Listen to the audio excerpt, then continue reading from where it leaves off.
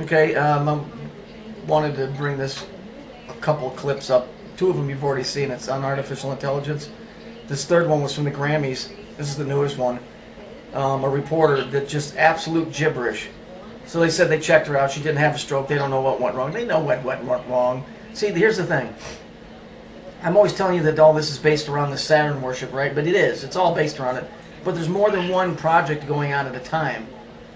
You know, there's more than one thing going on at a time. It isn't like it's one continual line of one thing. They branch out in all different directions: artificial life, recreation, reanimation, robotics.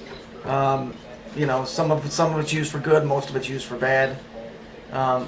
So here again, here's a reporter that just talks absolute gibberish and doesn't even know it because it's a machine. This is not a human being. Now there is a model, the human being that they have, but they also have a duplicate. And so the one when they have to be in public, the human being goes out, but for television and that type of stuff, or for whatever reason, they have a double. I mean, this has become more than apparent to me. So just watch the video. Then after that, it goes into the football player that doesn't move because of the computer malfunction. And then the Miss South America U.S. teen beauty pageant. And that's complete gibberish. So let's take a look.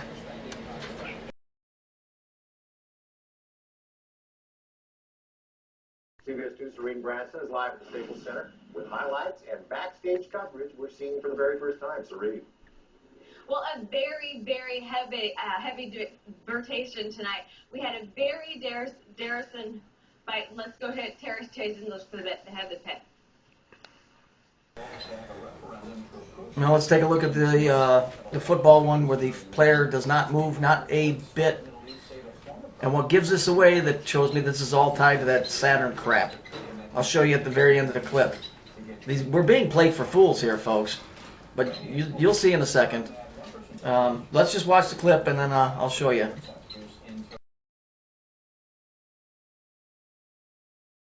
Recording right now. These four guys are right here. Oh, there's the snap.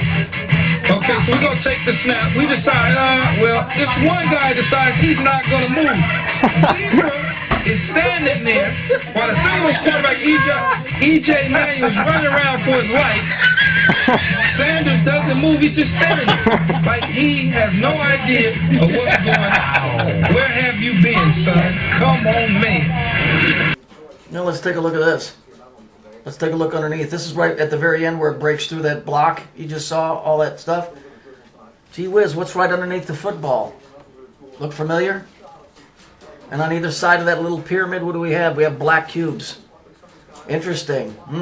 Black cube, Saturn, pyramid, time cube. Somebody's playing with this.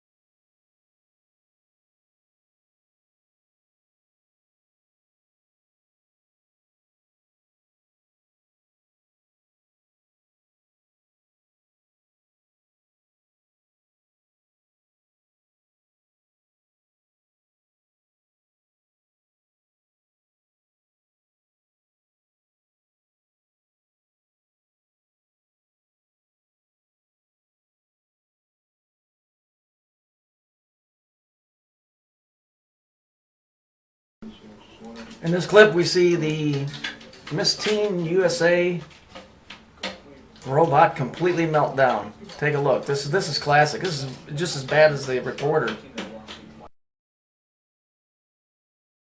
Okay.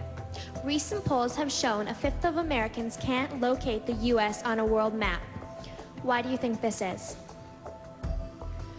I personally believe that U.S. Americans are unable to do so because some people out there in our nation don't have maps, and I believe that our education, like such as in South Africa and the Iraq, everywhere like such as, and I believe that they should, our education over here in the U.S. should help the U.S. or should help South Africa and should help the Iraq and the Asian countries, so we will be able to build up our future for our children. Thank you very much, South Carolina. Okay, this is a clip I took from the Windows Movie Maker that I was making this last video from.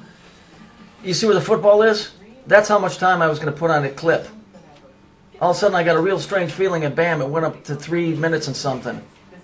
Because these guys know how to, they know how to slip through time. They know how to alter it.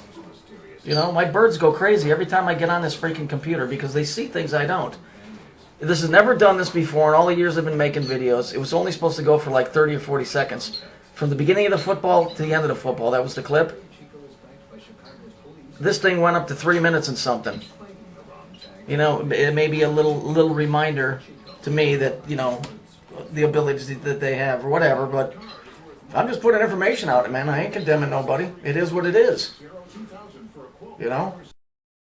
This computer is making two Jeopardy champs' brains look like Commodore 64s. Who is Watson? Ding, ding, ding, ding. Jeopardy champions Ken Jennings, who won a record 74 Jeopardy games back in 2004, and Brad Rutter, who won more than $3 million on the show, are pitting their megaminds against an IBM supercomputer. Watson! This mystery author and her archaeologist hubby dug in hopes of finding the lost Syrian city of Urkesh. Watson? Who is Agatha Christie? Correct. He knows his stuff, but the challenge is still great. Watson's taking on two of the smartest men in America. Today, we're announcing a Jeopardy competition unlike anything we have ever presented before. It's an exhibition match featuring two of the greatest Jeopardy players in history, 74-game champion Ken Jennings and Jeopardy's all-time biggest money winner, Brad Rutter. Their challenger? Well, his name is Watson.